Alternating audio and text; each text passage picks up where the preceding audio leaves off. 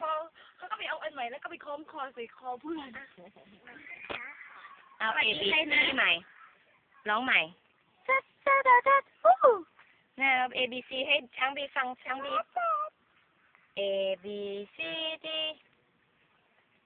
1 2 3แช่ ยิ้มไม่เอา A B C A B C เอาแช่ ไม่เอา A B C เอาแช่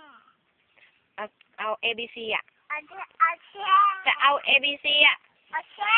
ไม่เอาอ่ะ เอาแช่ เอา A B C เร็วเดี๋ยวบีร้องก่อนนะเดี๋ยวช้างบีร้องอุ้ยเอาเร็วนั่นร้องเร็วเดี๋ยวบีแย่งนะ A B C